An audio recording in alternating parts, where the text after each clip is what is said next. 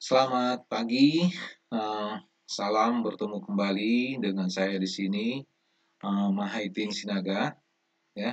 Kita bertemu di mata kuliah Akuntansi Keuangan Lanjutan. Kali ini kita melanjutkan materi kita yang sudah kita bahas di minggu lalu. Kita kali ini fokus di dalam teknik pencatatan atau penjurnalan. Bagaimana mencatat kalau misalnya ada satu perusahaan itu mengakuisisi perusahaan yang lain, ya. Oke, adik-adik sekalian, ini coba kita lihat. Ini ada satu contoh.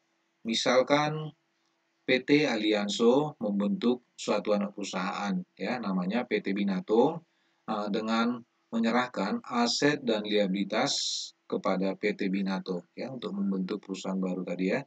Dengan memperoleh 100.000 lembar kepemilikan saham dan nilai nominalnya itu 2.000 per lembar saham.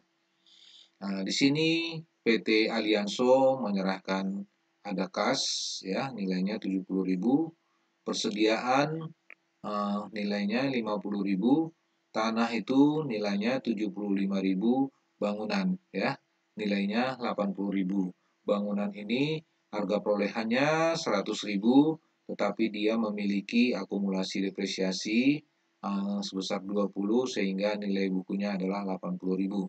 Peralatan juga karena sudah dipakai sekian lama, harga perolehannya tadinya 250.000. Setelah dipakai, dia memiliki akumulasi depresiasi sebesar Rp90.000, sehingga nilai bukunya adalah Rp160.000.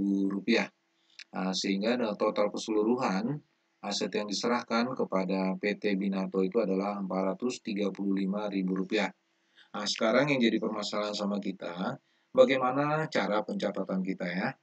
Oke, kita lihat jurnal yang dicatat oleh PT Alianso. Kita mulai dari apa yang diserahkannya. Dia menyerahkan kas sebesar 70.000, kemudian dia menyerahkan persediaan 50.000, tanahnya 75.000, kemudian ada bangunan 100.000, peralatan itu 250.000, ya, harga perolehannya, tetapi dia memiliki akumulasi depresiasi, ya, sebesar 110. Dari mana itu? Coba kita lihat, ya. Tadi bangunan itu memiliki harga perolehan 100, tapi akumulasinya adalah 20.000. Kemudian peralatan itu harga perolehannya 250.000, tapi akumulasinya 90.000, ya. 90.000 tambah 20.000 berarti 110.000, ya. Itu sisanya itulah kita anggap sebagai investasi pada saham PT Binato, ya. Itu totalnya adalah Rp435.000. Oke, adik-adik, minggu lalu kita sudah membahas, ya, apa yang dimaksud dengan merger, konsolidasi, dan akuisisi, ya. Kali ini kita lebih fokus kepada pencatatan. Ini kita lewatkan aja. Penggabungan usaha melalui pembelian aset bersih, ya. PT Pututaka membeli semua aset dan liabilitas PT Songkok dengan mengeluarkan 10.000 lembar saham, ya, ke PT Songkok, ya. Nominalnya 10.000 per lembar saham. Saham tersebut memiliki nilai pasar 610.000. Kemudian PT Pututaka, yang namanya pada saat mau pendirian ada aja biaya yang dikeluarkan. Ya, katakanlah untuk penilaian atau appraisal itu mereka mengeluarkan 40 juta. Kemudian ada 25 juta lagi untuk biaya-biaya lah, ya, biaya-biaya notaris ataupun biaya penerbitan saham, biaya apapun itu kita katakanlah 25 juta. Kemudian total nilai wajar dari aset PT Songkok itu, aset bersih PT Songkok itu adalah sebesar 510 juta rupiah. Bagaimana pencatatan kita, ya? Coba kita lihat dulu. Dari semua aset dan liabilitas yang diserahkan, ya, kita lihat kas dan piutang itu nilai wajarnya 45 juta. Persediaan tadinya nilai bukunya 65 juta, tapi sekarang dihargai 75 juta. Tanah tadinya 40 juta, dihargai 70 juta. Bangunan dan peralatan 400, nilai wajarnya menjadi 350 juta.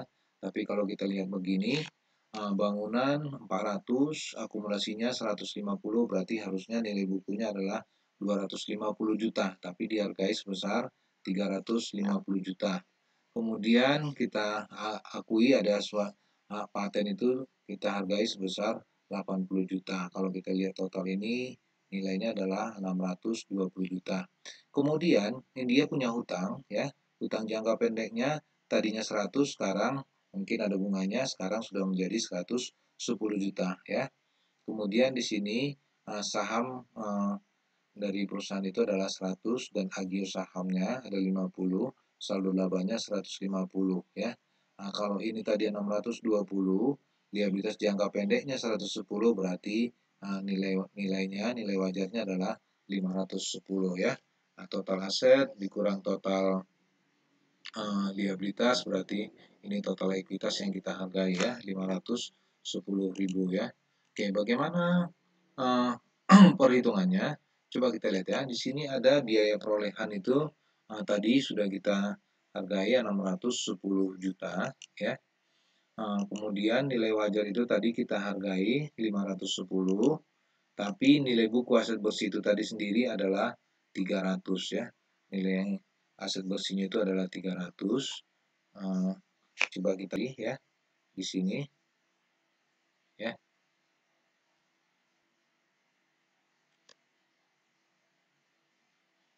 Total asetnya 400 ya. Ini liabilitasnya 100, berarti nilai bukunya adalah 300 ya. Nah, tapi setelah penilaian total asetnya ini dihargai 620, utang-utangnya adalah 110, berarti nilai wajarnya yang dinilai kembali menjadi 510 ya. Oke, coba kita lihat kalau kita skemakan begini, perolehan tadi ya 610, nilai wajar sudah dihargai 510, nilai buku tadi adalah 300. Kalau kita lihat tadi ya 610 ke 300 itu ada selisihnya 310, itu yang kita sebut dengan total selisih atau diferensial ya. Kemudian kalau harga perolehan itu 610, yang harga wajar itu adalah 510, berarti selisihnya ada sebesar 100 ya. Itu kita katakan selisih antara biaya perolehan di atas nilai wajar ya. Kemudian nilai wajar ini 510, sementara nilai buku aslinya adalah 300, berarti selisihnya ada sebesar 210. Itu kita katakan selisih lebih nilai wajar di atas nilai buku ya. Oke, bagaimana cara menjurnalnya? Coba kita lihat ya. Jurnal yang dibuat oleh PT Pututaka ya. Oke, PT Pututaka tadi sudah mengeluarkan biaya merger itu sebesar 40 ya, 40 juta. Sehingga di sini kita mencatat biaya yang dikeluarkan terkait dengan penerbitan atau pembentukan PT Songkok ya. Kemudian PT Pututaka juga mengeluarkan biaya-biaya notaris dan segalanya itu 25 juta. Nah, itu kita catat biaya penerbitan saham tangguhan ya. Kita anggap tangguhan, tapi kita sudah mengeluarkan kas sebesar 25 juta rupiah. Bagaimana dengan PT Songkok? PT Songkok tadi dia menerima kas dan piutang itu sebesar 45, persediaan dia terima 75, tanah dia terima 70, bangunan peralatan dia terima 350, paten dia terima sebesar 80. Nah, tapi di sisi lain dia masih ada liabilitas jangka pendek sebesar 110 ya. Nah, kemudian itu tadi pembentukannya saham biasa itu 10.000 lembar dengan 10.000 per lembar berarti 100 juta ya. Kemudian ada agio sahamnya sebesar 485 juta. Itu dari mana? Coba kita lihat ya. Itu nilai wajar aset bersih tadi itu 510 juta, tapi kita ada beban sebesar 25 juta ya. Tadi itu kita tangguhkan sehingga selisihnya itu adalah 485 juta. Oke, kalau ini kita total semua, kreditnya masih lebih besar ya. Kreditnya masih lebih besar sehingga di sini kita juga akan memberikan nilai goodwill sebesar 100.000 rupiah ya. Itu kelebihan atas penilaian nilai wajar tadi itu kita hargai dengan goodwill ya. itu selisihnya adalah sebesar 100 juta ya. Begitu cara menjurnalnya, nanti selisihnya terakhir kita ambil ya. Oke, pada saat transfer aset ya, apa yang dicatat oleh PT Pututaka? Dia menyerahkan ya, tadi kan PT Songko itu menerima kas, piutang persediaan, tanah bangunan dan seterusnya ya. Apa yang diserahkan oleh PT Pututaka? Coba kita lihat. PT Bututaka menyerahkan kas piutangnya 45, dia menyerahkan persediaan 65, tanah 40, bangunan peralatan 400. Di situ dia tadi ada akumulasi depresiasinya sebesar 150 ya. Kemudian ada utang lancarnya, liabilitas jangka pendeknya ada 100 juta. Kemudian selisihnya itu kita akui sebagai investasi pada saham PT Pututaka ya. Itu investasi pada saham PT Pututaka ya. Begitu cara menjurnalnya ya. Oke. Nanti selisih antara ya total debit ini total kredit itu karena dia menyerahkan ke ini oleh PT Pututaka ke Songko ada kelebihan sebesar 310 ya. Tadi nilai buku daripada perusahaan itu adalah 300 ya, tapi dihargai 610 berarti ada sisanya 310 ya. Itu kita anggap sebagai keuntungan penjualan aset bersih. Oke, bagaimana mencatat pembagian saham PT Pututaka? Coba kita lihat ya. Pembagian sahamnya saham biasa itu ada 100.000 dengan agio sahamnya 50 dan ada saldo labanya 150. Tapi ini investasi pada saham PT Pututaka itu ada sebesar 610 ya. Kemudian ada laba penjualan asetnya sebesar 310 juta ya. Itu mencatat pembagian saham dari PT Pututaka ya.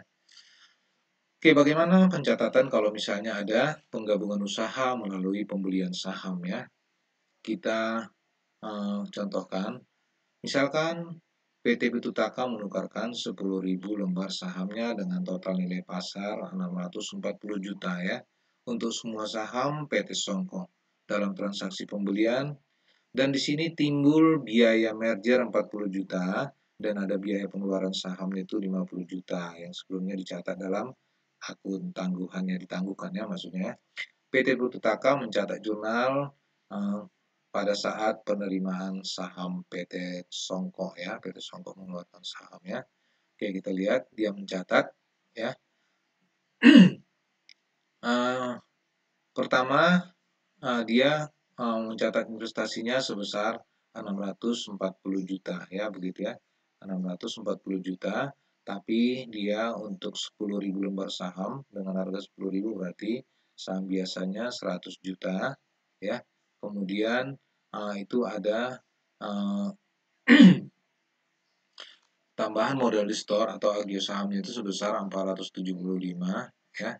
Di sini tadi udah mengeluarkan biaya merger 40, pengeluaran saham tangguhan itu sebesar 25 sehingga total keseluruhannya adalah 640 juta ya. Ini dulu materi kita kali ini adik-adik. Di sini kita ada tugas ya, soal nomor S125 halaman 42 dan S126 halaman 43. Bagi adik-adik yang belum mempunyai buku, silahkan pesan buku yang saya berikan kemarin ya.